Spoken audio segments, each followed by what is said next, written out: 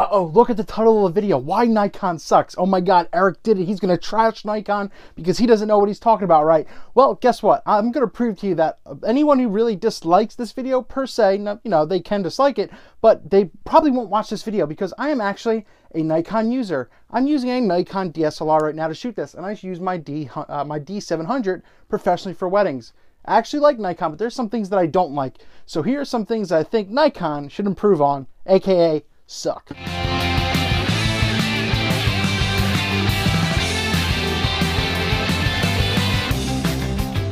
It seems no matter what camera they come out with, their autofocusing is off. It's just not right. Canon doesn't really have huge problems with autofocusing, but Nikon always seems to miss the mark.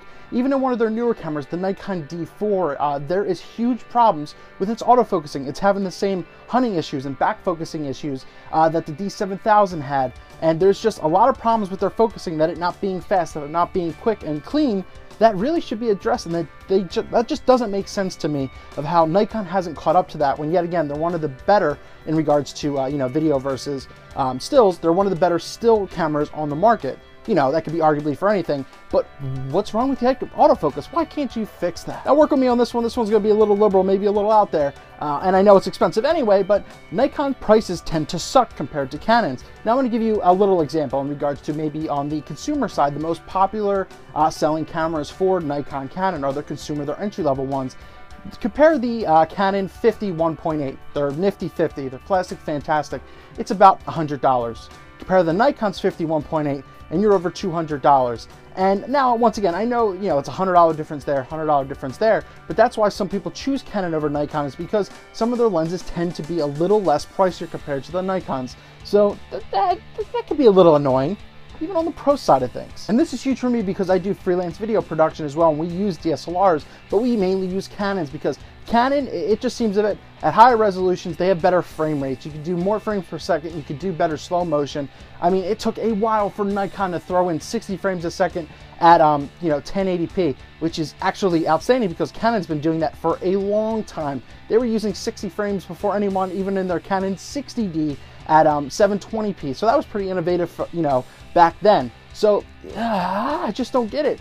Why isn't Nikon necessarily catching up? There's so many things that they can improve. Their live view and changing apertures that really just started happening when you could do these on Canons, you know, years and years ago. So that's just something that's also been really annoying and kind of sucky. I know if you're a Nikon user, you might actually tend to agree with me on this one, or if you haven't already, but they don't listen to the consumer so much. Canon really pumps out a lot of things. You have your, you know, your T3 eyes, your T4s, 5 eyes. They pump out a lot of cameras, and Nikon does the same with their 3000 line, 5000 line, etc. But they haven't really done anything that people wanted. Yeah, they released the Nikon DF, but the digital fusion, but that has been extremely controversial, hipster, etc. Everything. They haven't released the D400 or the upgraded D700 to a D710 or something. I mean, you have consumers who wanted Wi-Fi in their cameras, and they're just starting to do it now, or, you know, why hasn't this been done already? It just absolutely blows my mind. Canon's been running the market in regards to that as well. Listen to your consumers. I'm pretty sure if you used a couple D400s, if you sold some, it'd go pretty quickly. And a D710, because I would love to upgrade that. Don't yell at me. Well, if you're a Nikon D4 owner, introducing the XQD card. Enough said.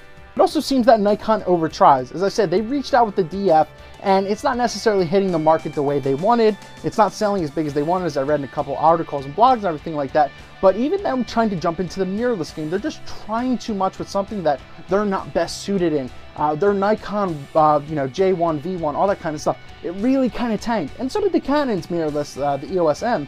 It didn't do well because it just did not perform to what else is out there. I mean, you have Sony's running the market, Olympus, the Pen Systems, they're all running the market. It's just, they tried to do something that just didn't work. And so knowing both menu systems in Nikon, Canons, and some of the other brands, I think the Nikon systems just doesn't work as well, sucks.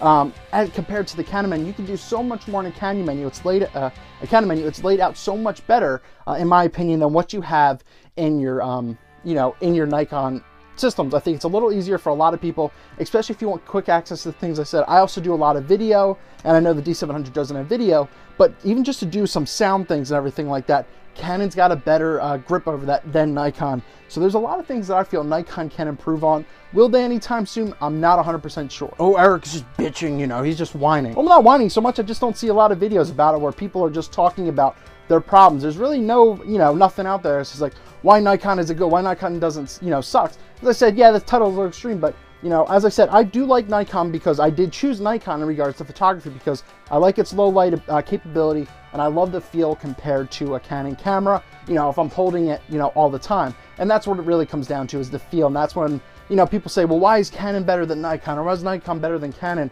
Well, it just comes down to feel. As I said, I like the way this feels in my hands. I like the way the shutter clicks, among other things. But that's why I feel Nikon sucks. So stay tuned. I'm actually going to do a video probably in the next week or maybe in the next week or so of why Canon sucks.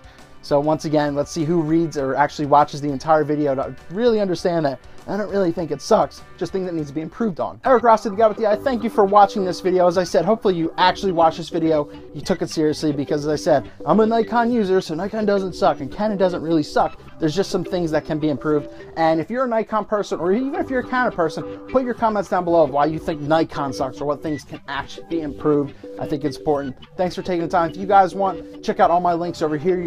If you want to interact with me on Facebook, Twitter, Instagram, Flickr, and everything like that, let's do it. Let's have some fun. Keep an eye out. Well, you know what? Nikon sucks.